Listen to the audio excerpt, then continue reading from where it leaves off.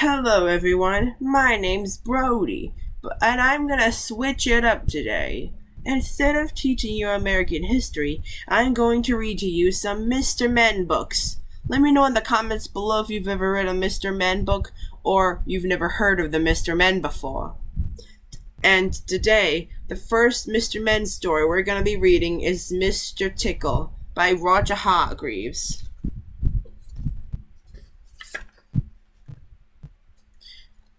It was a warm, sunny morning. In a small house on the other side of the forest, Mr. Tickle was asleep. You didn't know that there was such a thing as a tickle, did you? Well, there is. Tickles are small and round, and they have arms that stretch and stretch and stretch. Extraordinarily long arms.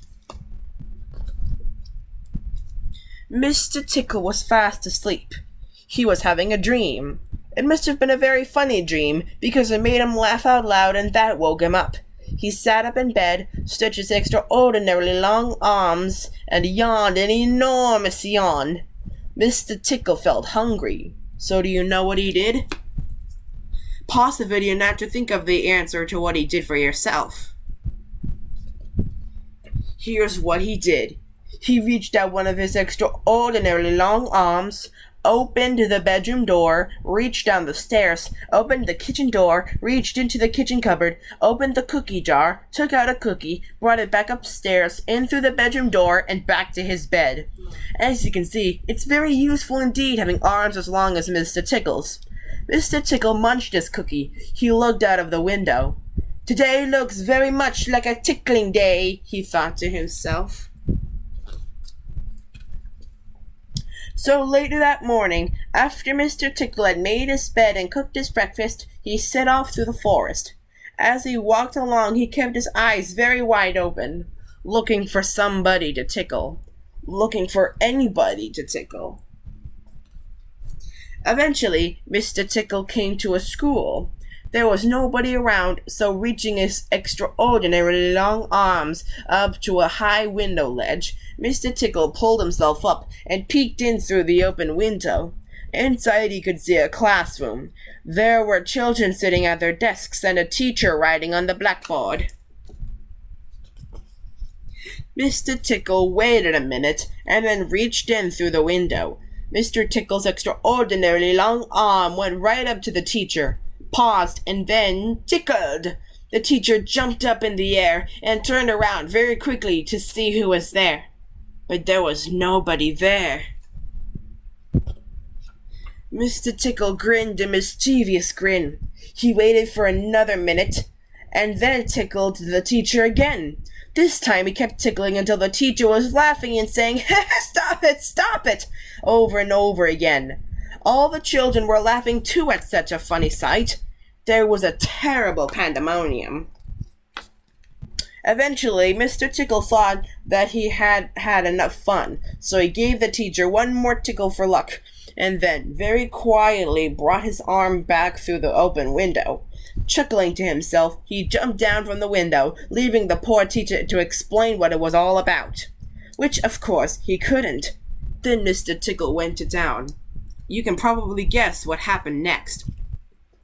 And what a day Mr. Tickle had! He tickled the policeman on traffic duty in the middle of town. It caused an enormous traffic jam. He tickled the greengrocer just as he was piling apples neatly in a shop window. The greengrocer fell out over backward, and the apples rolled all over the shop.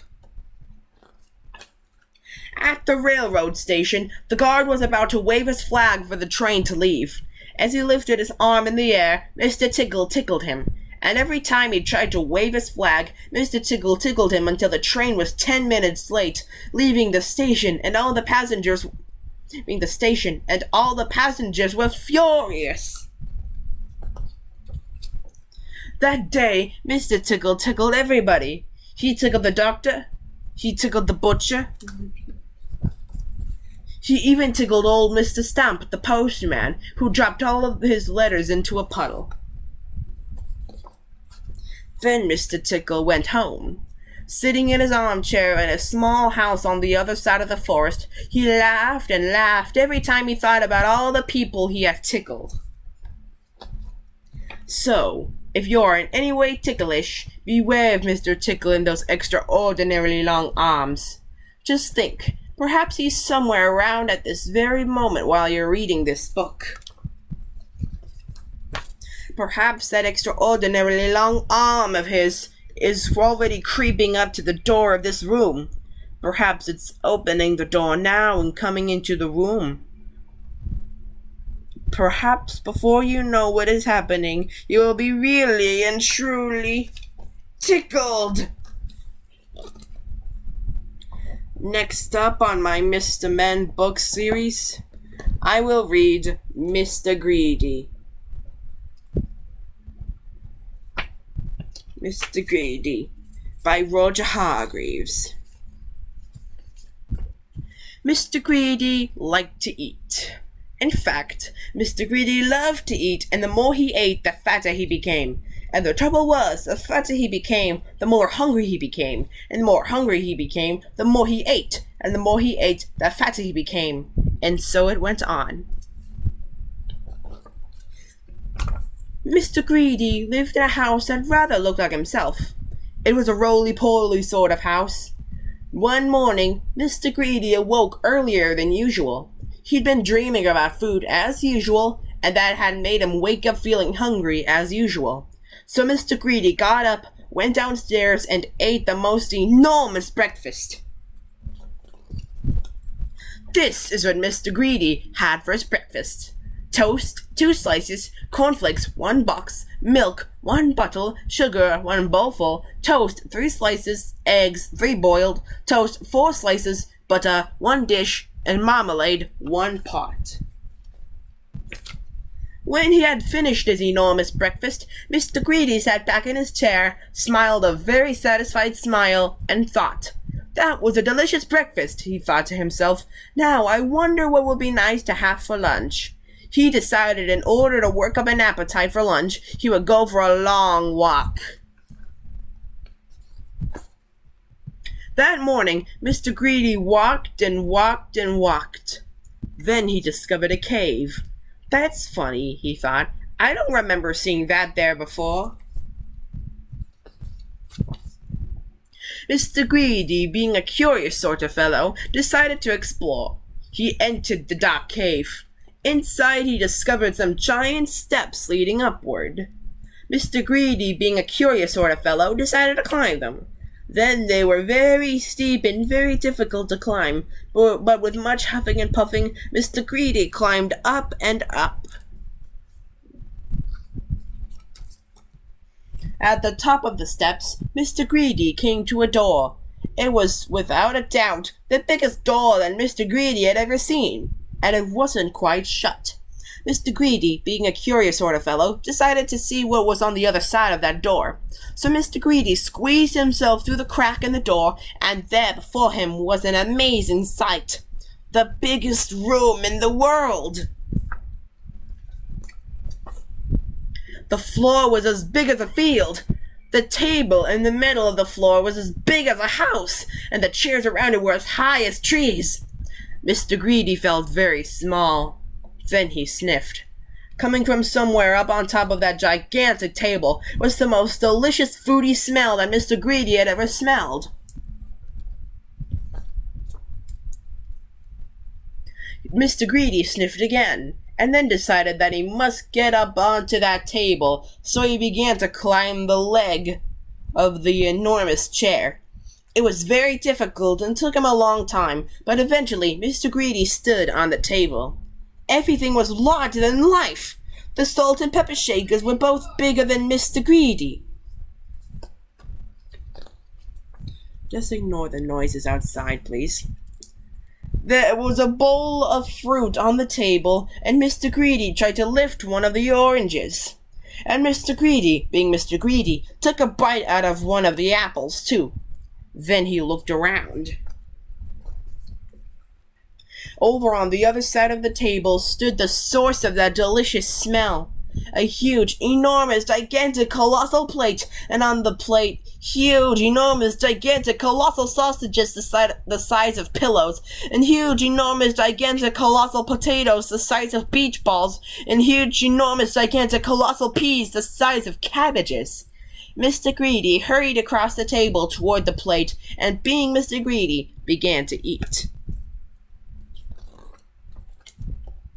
Suddenly, a shadow fell across the plate, and Mr. Greedy found himself being picked up by a giant hand and looking into the eyes of a real-life giant. "And who," thundered the giant, "are you?" Mr. Greedy was so frightened that he could only just manage to squeak his name. "Mr. Greedy," he squeaked. The giant laughed a laugh as loud as thunder. "Greedy by name and greedy by nature," he bellowed. "Well, I think, Mr. Greedy, that you need to be taught a lesson." And what a lesson it was! The giant made Mr. Greedy eat up everything on that huge, enormous, gigantic, colossal plate. When he had finished, Mr. Greedy felt very ill indeed, as if he would burst at any minute. "Now," said the giant in a much quieter voice, "do you promise never to be greedy again?" "Oh, yes," moaned Mr. Greedy. "I promise." "Very well," said the giant. "Then I'll let you go." Mr. Greedy climbed down from the table and went out through the door, feeling very fat and extremely miserable. And do you know, from that day to this day, Mr. Greedy has kept his promise. And do you know something else as well? Mr. Greedy doesn't look like he used to look anymore, but he now looks like this, which I think suits him a lot better, don't you? So if you know anybody who's as greedy as Mr. Greedy used to be, you know what to tell them, don't you? Beware of giants. The third one I'm going to read to you is Mr. Happy, one of the most famous of Mr. Men.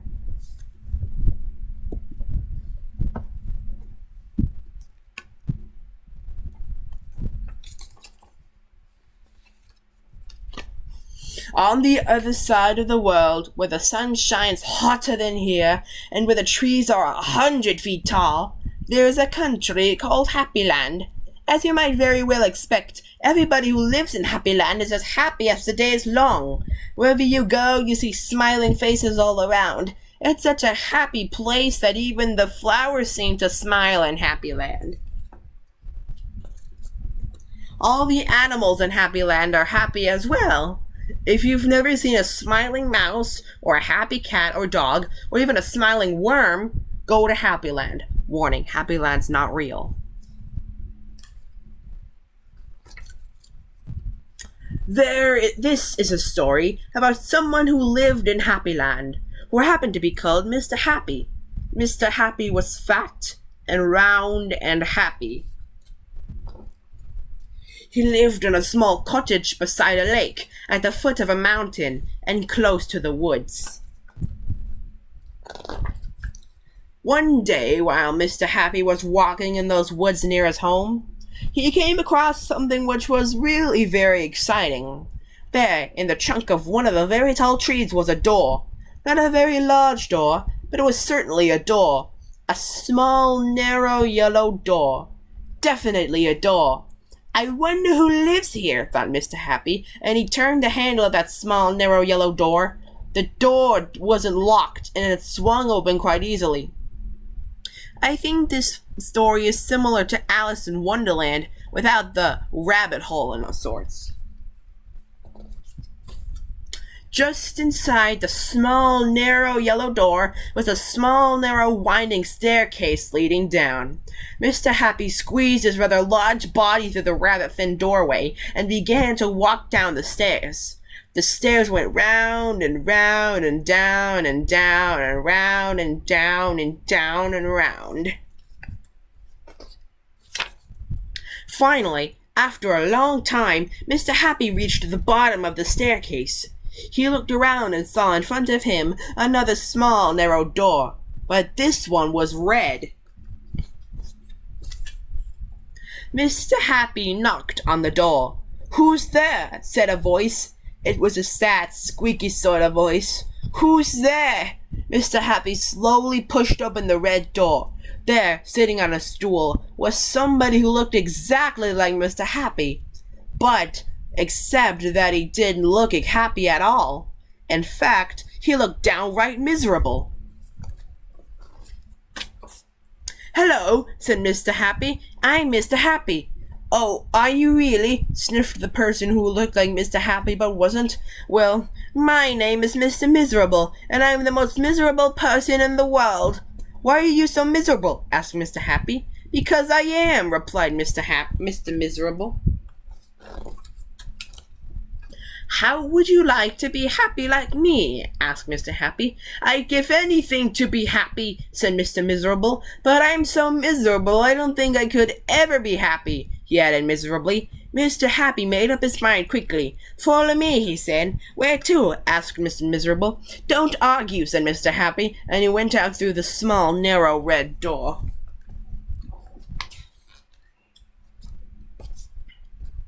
Mr. Miserable hesitated, and then followed.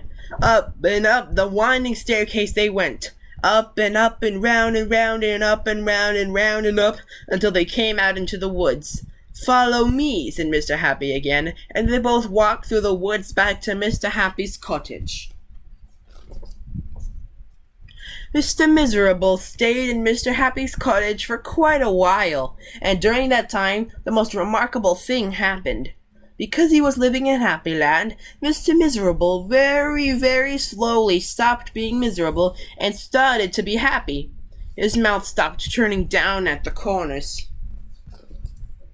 And very, very slowly, it started turning up at the corners. And eventually, Mr. Miserable did something that he never done in his whole life. Pause the video now to think of what he did for yourself. He smiled, and then he chuckled, which turned into a giggle, which became a laugh, a big, booming, hearty, huge, giant, large, enormous laugh. And Mr. Happy was so surprised that he started to laugh as well, and both of them laughed and laughed. They laughed until their sides hurt and their eyes watered. Mr. Miserable and Mr. Happy laughed and laughed and laughed and laughed. They went outside, and still they laughed. And because they were laughing so much, everybody who saw them started laughing as well. Even the birds in the trees started to laugh at the thought of somebody called Mr. Miserable, who just couldn't stop laughing.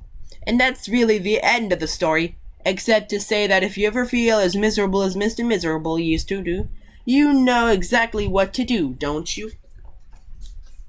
Just turn your mouth up at the corners. Go on. The fourth book Mr. Men book I'm going to read to you is Mr. Nosey. As you can see by his large nose, he's very nosy indeed.